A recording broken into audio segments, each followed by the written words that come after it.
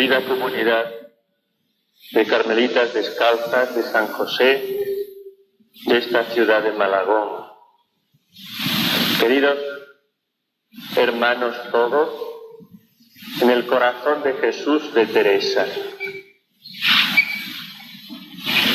Misericordias Domini in eternum cantabo.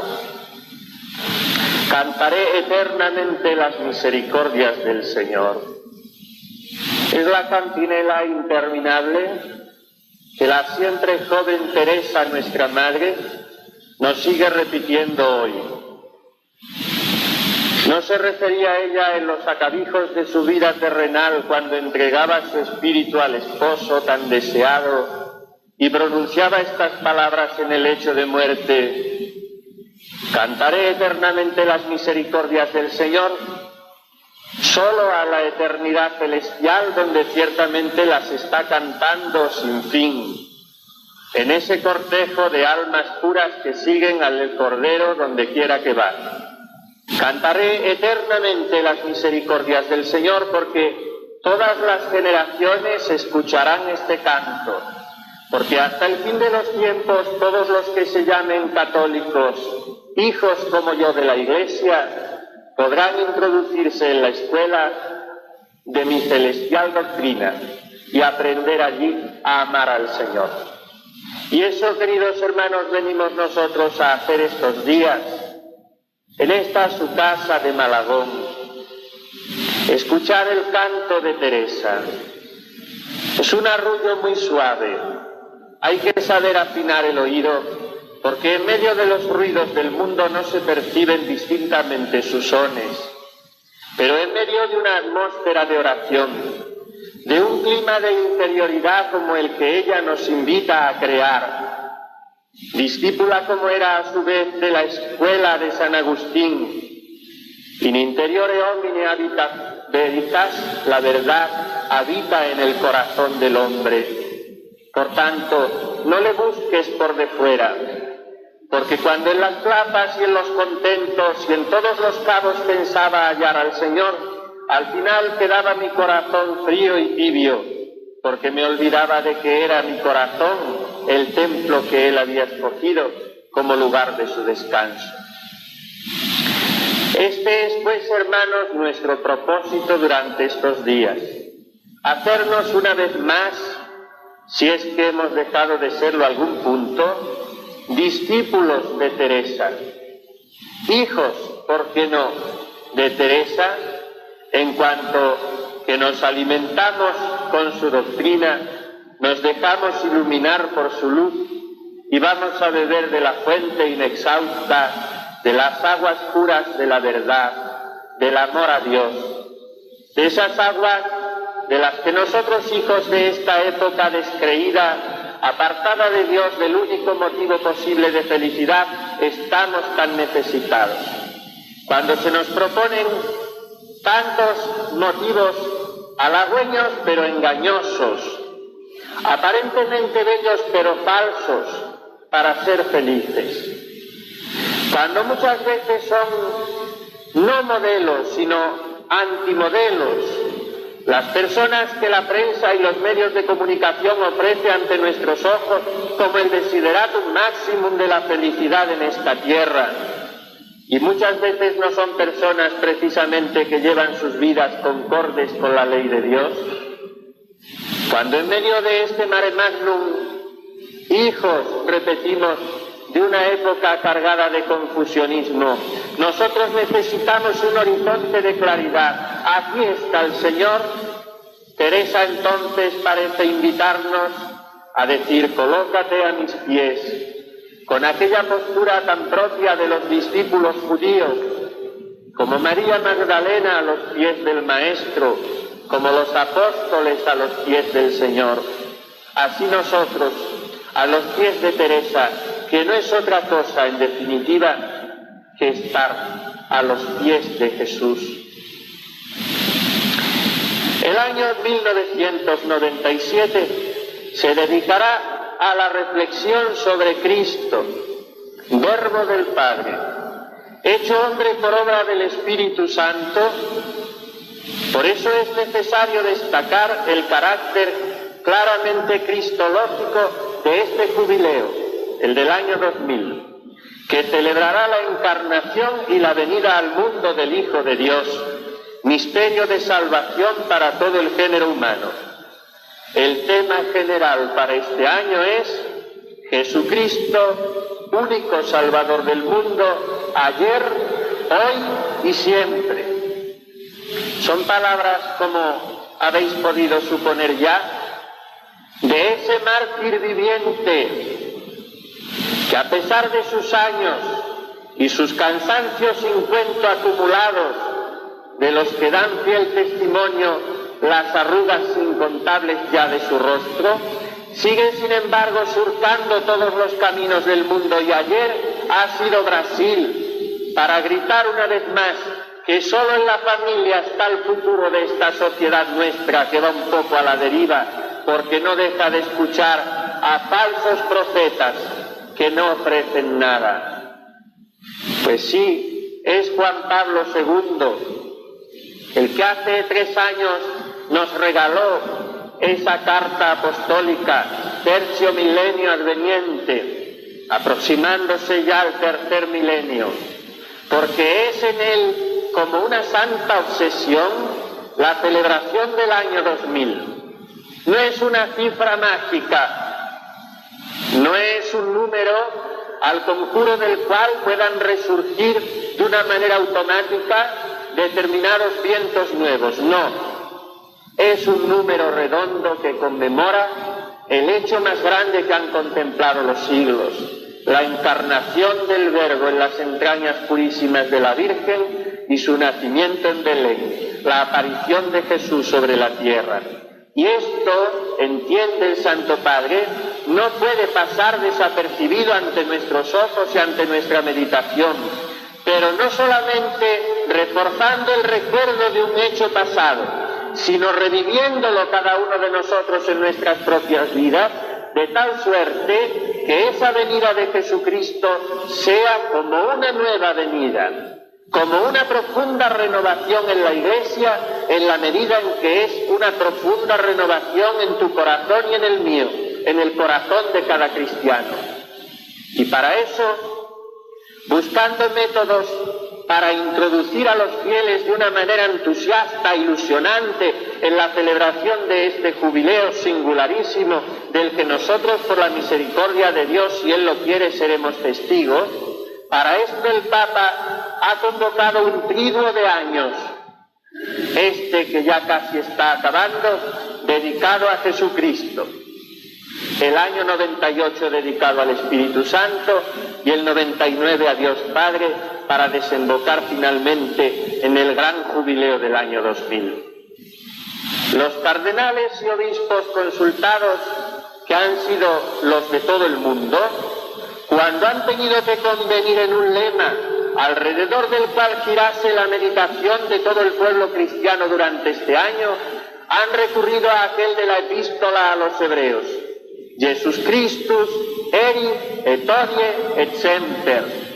Jesucristo, único Salvador del mundo, ayer y hoy y siempre. Y hemos de saber leer entre líneas por qué han escogido precisamente este lema y no otros.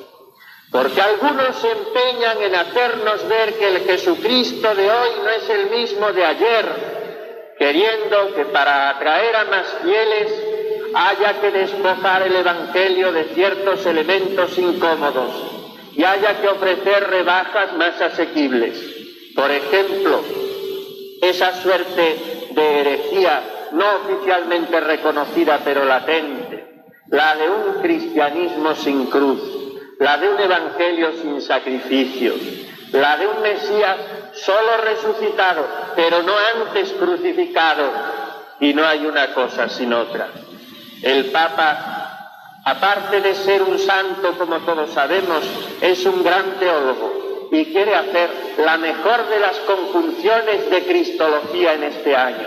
El Cristo de Belén, el de Nazaret, el de Tiberíades, el Cristo de Teresa, ya es hora, Señor, que caminemos. El Cristo de Francisco de Asís, y de Ignacio de Loyola y de Catalina de Siena y de Teresita del Niño Jesús, ese es tu Cristo y el mío. No ha cambiado el Señor su paz bendita. Si acaso la tienen un poco más afeada nuestros pecados, oculta ante nuestras miradas, pero es la misma, la paz del varón de dolores, que después de resucitar no ha renegado de los trofeos gloriosos de su pasión y sigue mostrando sus llagas sacrosantas, corriendo sangre, como se expresaba la Santa Madre. Este es Jesús hoy para nosotros. Y en este mismo documento más adelante escribe el Papa: proclamando y venerando la santidad de sus hijos e hijas, la Iglesia rinde el máximo honor a Dios mismo.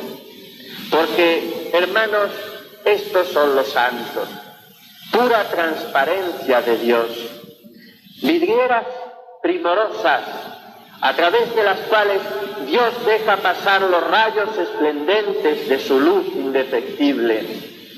Mirad, en cierta ocasión, una madre piadosa, de esas que cuando uno se las encuentra, como van escaseando, no puede por menos de felicitarlas, llevaba a su niño pequeñito por las naves de una catedral, una de nuestras preciosas catedrales góticas españolas, revestidas de vidrieras. A través de uno de los grandes rosetones, era casi mediodía, se colaba la luz del sol y se proyectaban aquellas figuras en el pavimento del templo. Y el niño, admirado, miraba a la vidriera y miraba al suelo, y veía las mismas figuras, hasta que preguntó a su madre: mamá, ¿quiénes son esos hombres? Y la madre le dijo: son santos, hijo mío. Pocos días después, el niño iba a la catequesis y la persona que le impartía la doctrina cristiana preguntó a los niños: ¿alguno de vosotros sabéis qué son los santos? Este pequeño, a quien su madre sin saberlo había dado una preciosa enseñanza, contestó sin vacilar: los santos son hombres a través de los cuales pasa la luz. No cabe mayor precisión teológica en una respuesta más simple. Los santos son estos, hombres, mujeres, de barro como tú y como yo, a través de los cuales pasa la luz. Los santos son traducción fidedigna del Evangelio en la época en que les toca vivir, mensaje actual en ese contexto histórico concreto para el hombre que los escucha. Para conocer la verdadera identidad de Cristo, dice Juan Pablo II en el texto al que nos estamos refiriendo, es necesario que los cristianos vuelvan con renovado interés a la Sagrada Escritura, en la liturgia tan llena del lenguaje de Dios, en la lectura espiritual, etc. Se trata, pues, queridos hermanos, de encontrarnos de veras, o tal vez de reencontrarnos con Jesucristo, para enamorarnos de Él, para que los latidos de nuestro corazón se conformen del todo con los del suyo, manso y humilde, perdonador y comprensivo, lleno de suavidad y de dulzura.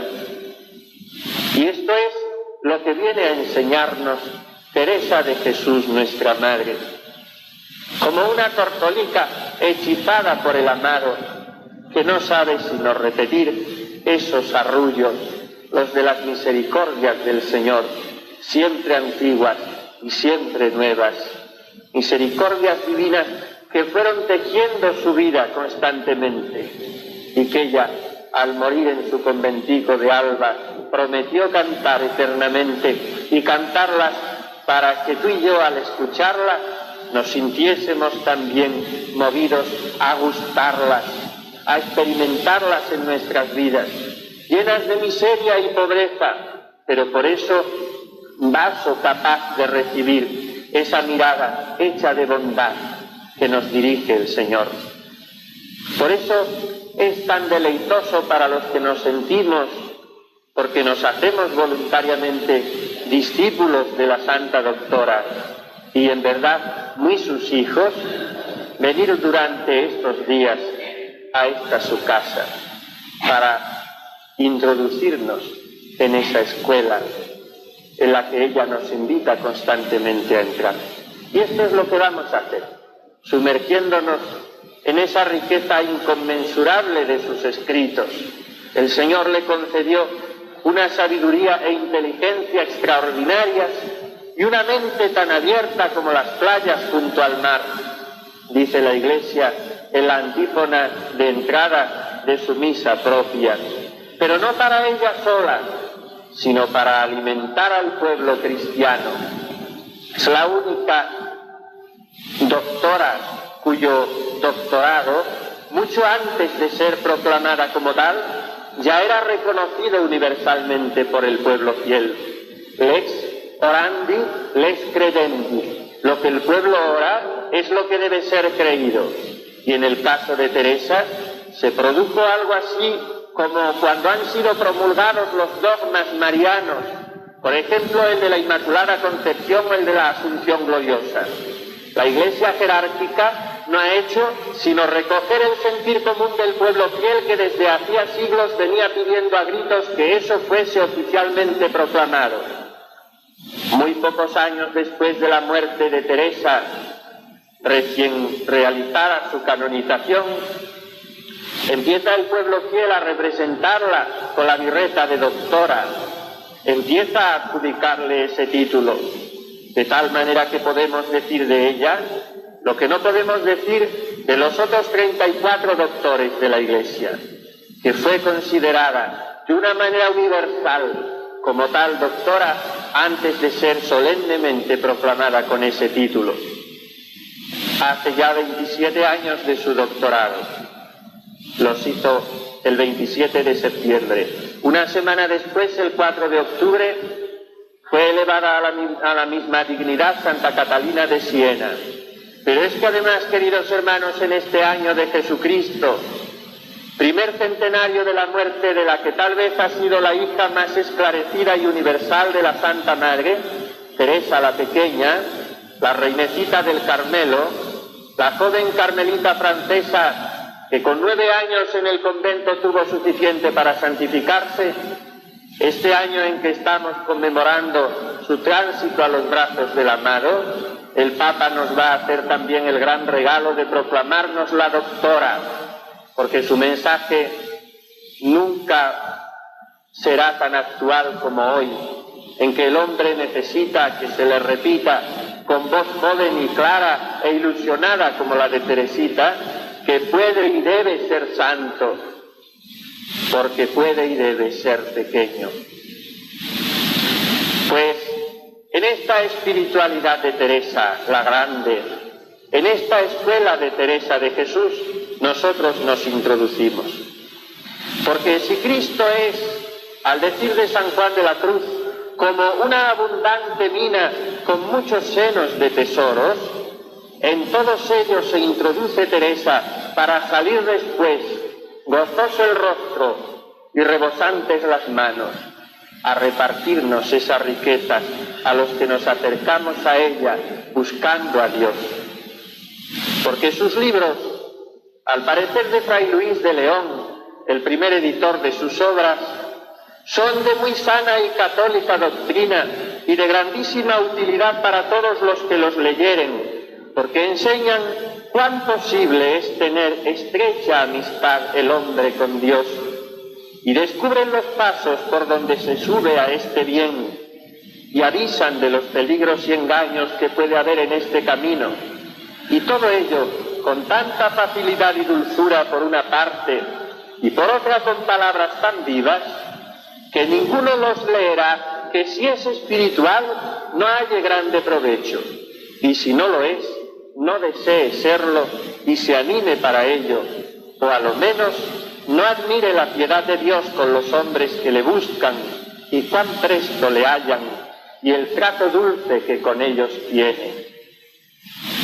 Claro que estas palabras las escribía el famoso fraile agustino, solo 5 años después de la muerte de la Santa Madre, en 1587, cuando vieron la luz sus obras impresas. Lo más asombroso es que también podemos decirlo nosotros hoy, y casi con más razón, nosotros, a punto de cruzar ya los umbrales del año 2000. Enseñan los escritos de Teresa cuán posible es tener los hombres estrecha amistad con Dios. Y lo enseñan después de 4 siglos, y lo enseñan si cabe con más fuerza que entonces, porque el hombre de hoy tiene más necesidad de estrechar su amistad con Dios, de no dejar que esos lazos que son de libertad, Él reine y sea yo su cautiva, porque no quiere mi alma otra libertad, nos dice ella, de no dejar que esos lazos se aflojen e incluso se rompan, pretendiendo otras libertades que nos hacen esclavos de nuestras pasiones. No, estamos llamados a una vocación más alta, hermanos, a tener estrecha amistad con Dios. A veces entendemos, porque se nos ha dado esta visión, que la mística es un artículo de lujo, que es patrimonio de unas pocas almas selectas llamadas a volar por las alturas, y esto no es así. La mística no consiste en visiones o locuciones o revelaciones que a veces el Señor le ha dado a algunos santos, como es el caso de Santa Teresa, para ilustrar a los demás. Pero esa no es la esencia de la mística. La mística consiste en que un alma se deje del todo mover por los dones del Espíritu Santo de tal forma que pueda decir como San Pablo: vivo, ya non ego, vivit vero in me Christus. Vivo yo, pero no soy yo, es Cristo quien vive en mí. Claro que antes hay que decir crucifixus sum cum Cristo. Estoy crucificado con Cristo. He mortificado mis pasiones y mi egoísmo y mi soberbia y mi yo. Y entonces el Señor ha empezado a vivir, porque Él quiere almas desasidas de sí. Dios no se da del todo a quien no se le da del todo, nos dice también nuestra Madre Santa Teresa. Por eso, al tener el hombre de hoy más necesidad de estrecha amistad con Dios, son, si cabe, para el hombre de hoy más válidos los escritos de Teresa. ¿Dónde radica el secreto de una posibilidad de sintonía entre el lector de hoy y la mística de hace 4 siglos?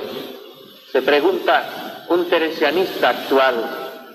Y responde que la clave está en que el mensaje de Teresa no es más que el relato de una doble y única experiencia a la vez, humana y cristiana. Porque Teresa es, antes que nada, una mujer,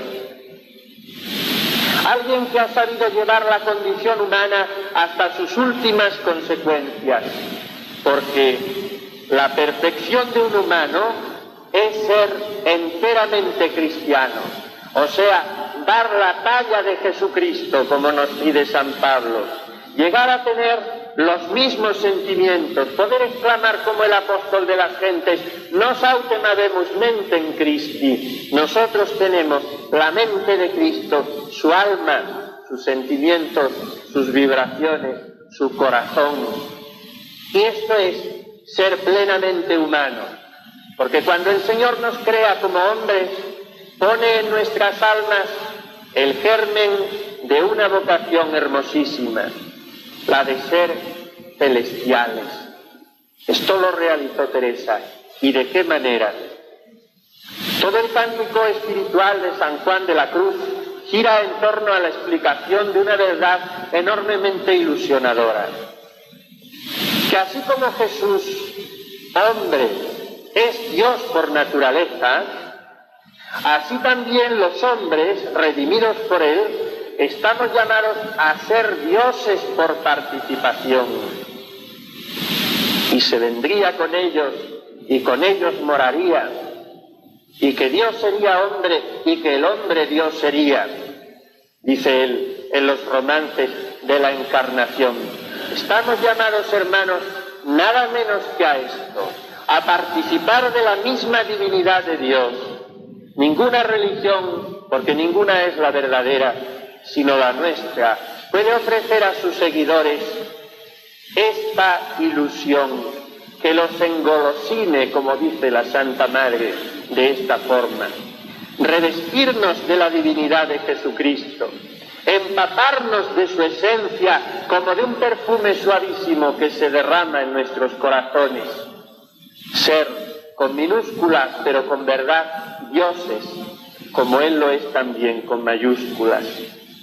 Y esto es lo que nos enseña la Santa Madre Teresa con su vida.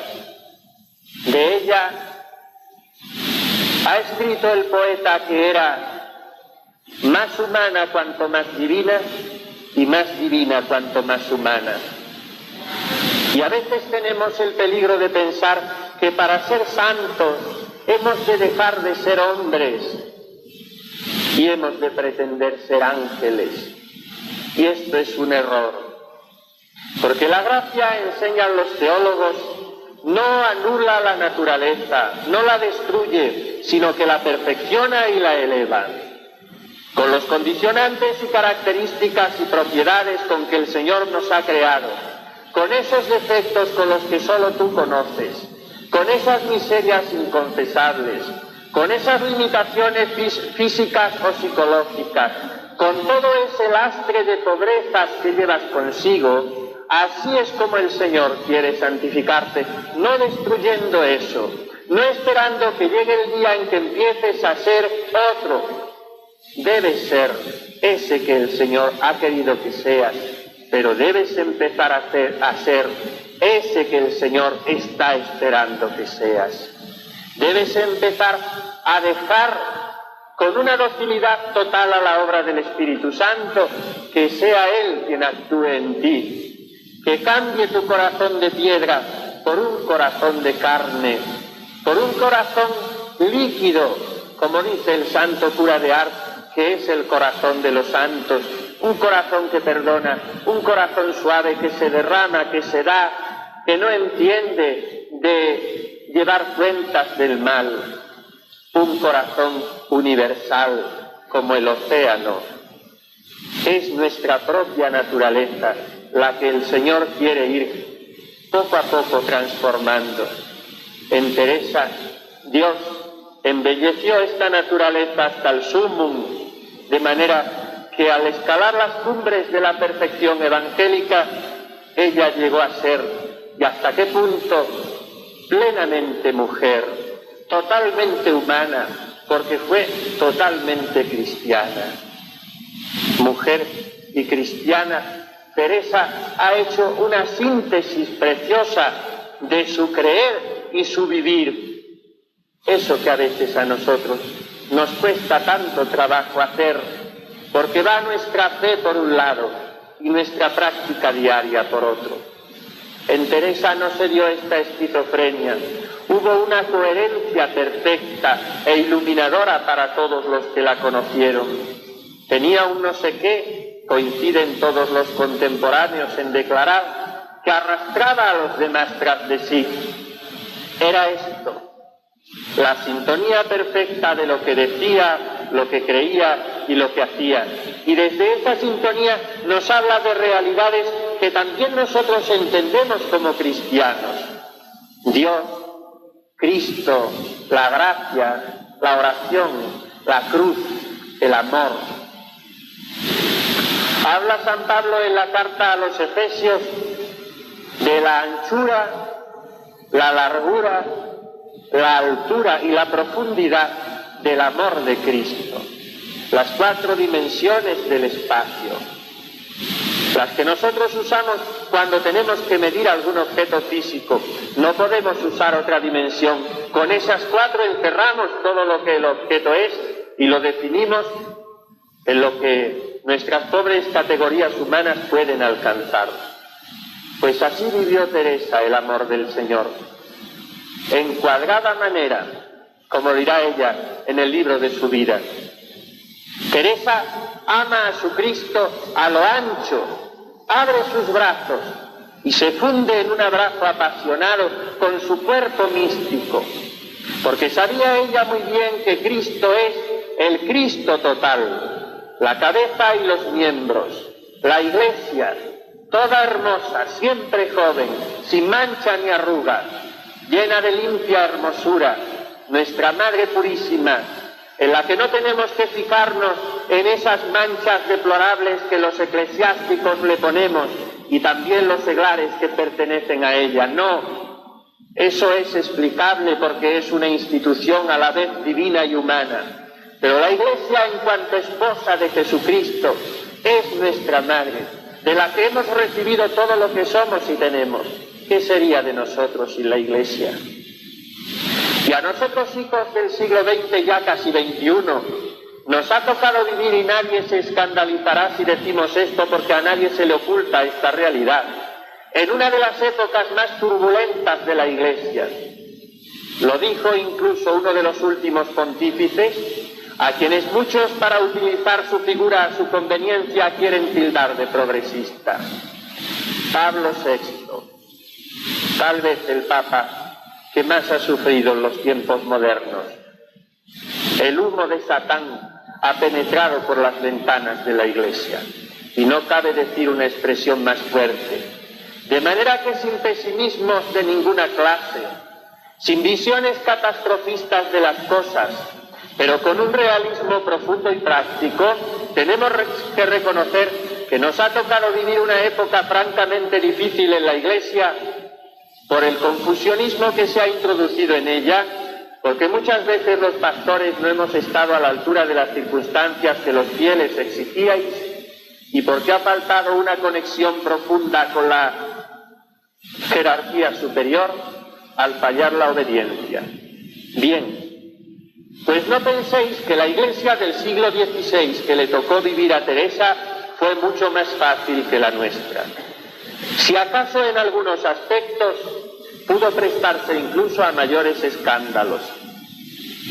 Hubo dos caminos posibles, los que tomaron los dos grupos de personas que pasaron a la historia.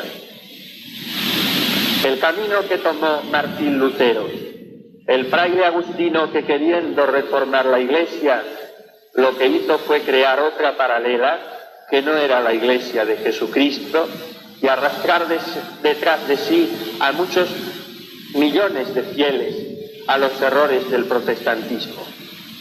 No era conducente ese camino, no era conforme. El otro camino era el de los que, reconociendo los males de la Iglesia, no ocultando su rostro a esa triste realidad, se proponen, sin embargo, reformarla desde dentro, aportándole la santidad que Dios les pedía, porque sabían, como nosotros lo sabemos, que si tú y yo no aportamos a la Iglesia, nuestra Madre, la santidad que Dios espera de nosotros, no la va a venir a aportar otro. Esa santidad mía, si yo peco por omisión, se va a quedar sin añadírsele a la Iglesia. Y este segundo camino fue el de Ignacio de Loyola, el de Francisco Javier, el de Juan de Dios, el de Juan de Ávila, el de Juan de la Cruz, el de Teresa de Jesús. Todos lumbreras de la santidad del siglo de oro español, que abrazaron a Cristo en su cuerpo místico a lo ancho, que abrieron sus brazos para encontrarse con el corazón de la Iglesia, que es el corazón de Cristo, latiendo de amor. Teresa vive las vicisitudes de la Iglesia de su tiempo y las sufre como propias. Los indios de la América recién descubierta, que están por evangelizar, y lo conoce muy bien por las cartas de su hermano Lorenzo, por los misioneros que acuden al locutorio de San José de Ávila y después de sus otros Carmelos. Los moros de Argel, los protestantes de Europa, los judaizantes de su tierra y de su parentela, el concilio de Trento, la figura del Papa, la actividad de obispos y reyes. La presencia de Teresa en la Iglesia del siglo XVI es una presencia que va más allá del cotilleo y de la pura anécdota, que es en lo que a veces nos quedamos nosotros. Es una presencia comprometida y eficaz, como testimonian sus cartas. Jamás en las cartas y en los testimonios de Teresa una palabra menos caritativa para algún jerarca de la Iglesia, para algún sacerdote, para algún miembro del pueblo de Dios. Siempre la disculpa, en público, en privado, la oración y la penitencia para que ese sujeto mejorase de vida, o incluso a veces la actividad, como cuando el caso del desdichado sacerdote de Becedas, a quien ella, joven monja todavía, se empeña en convertir y sacar de su mala vida intensamente su tiempo, haciéndolo parte de su existencia cristiana. Ama también a Jesucristo a lo largo, porque su vida cristiana es un camino recorrido, un camino de perfección, una larga andadura hacia las cumbres. Ella es la santa andariega que, recorriendo en su pobre tartana, y es tan difícil para nosotros entender esto, cuando vamos de un lado a otro en nuestros cómodos automóviles con aire acondicionado, el que Teresa fuese de parte a parte de nuestra península en aquellos carromatos de mulas, tragando los polvos de media España, mujer y ruin, como ella dice, pues en esa pobre tartana, todo un poema, Teresa recorre los caminos de España y abre por toda nuestra geografía surcos de claridad. Una claridad que nosotros seguimos recibiendo hoy cuando nos acercamos a los Carmelos que con su mano blanda ella fue plantando, y ahora estamos en uno de ellos. Ama también a Jesucristo a lo alto. La dimensión de altura del amor a Jesucristo nos lleva a la experiencia sobrenatural de Teresa, que fue, en expresión de Pablo VI, una cosmonauta del espíritu. No podía ella imaginar, como algunos de los que me escucháis en vuestra infancia tampoco, que el hombre llegase en estos tiempos a pisar la luna, a andar por esa constelación de planetas que nos rodea. Pues ella voló más alto, voló tan alto, que le dio a la caza alcance. Finalmente, la profundidad.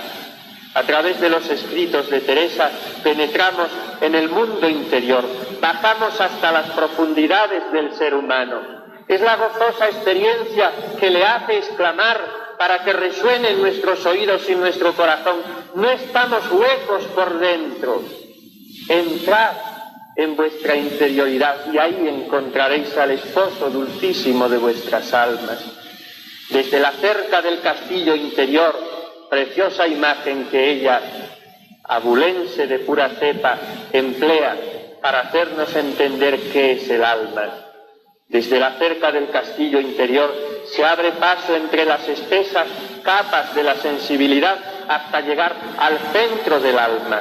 Allí está Dios, principio, vida y sustento de toda criatura, bien de todos los bienes y Jesús mío, vida de mi vida y sustento que me sustentas, que dice ella que era lo único que sabía y podía decir. Cuando el Señor le regalaba con aquellos arrobamientos indescriptibles que la hacían caer como en un sueño de las potencias y perder la noción del tiempo y del espacio.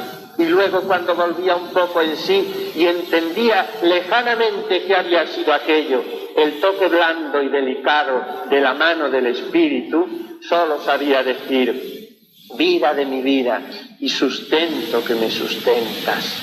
Porque había llegado a entrar a ese surtidor de agua que salta hasta la vida eterna. ¿Qué de veces leía yo el agua viva que dijo el Señor a la samaritana? Y ansí suplicaba yo a su majestad me diese muchas veces a beber de aquel agua.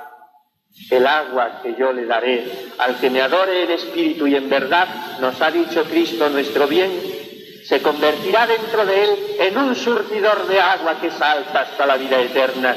Y ella, que no había estudiado y reñía a sus hijas como aquella priora, la más querida de todas, María de San José, cuando presumían de latinas en sus cartas, se atreve a decir: Domine, dami aqua, Señor, dame de ese agua y así no tendré más sed. Teresa, ¿cómo te dio Jesús de su agua? ¿Cómo supiste posar tus labios virginales sobre su costado abierto y beber allí sin saciarte jamás? Y dejar que tu cuerpo y hasta los artejos de tu ser se saciasen sin saciarte de ese agua viva, y que el bálsamo del Espíritu se derramase dentro de ti para enseñarnos a nosotros cuán posible es al hombre tener estrecha amistad con Dios. Míranos a nosotros, tus hijos, postrados hoy a tus pies, suplicándote, cargados de miserias, pero con fe y con amor, que nos tomes de la mano y nos conduzcas al regazo de Dios, bajo la mirada del Maestro, en la compañía dulcísima de nuestra Madre, María, para que allí entendamos cuánto desea Dios ser amado y cuánto desea Dios amarnos a nosotros. Teresa, condúcenos al encuentro del amado. Haz que también nosotros podamos llamarle a boca llena como tú, vida de mi vida y sustento que me sustentas, hasta el día en que, envueltos de claridad por eternidad de eternidades, podamos decírselo en la patria de los bienaventurados. Así sea.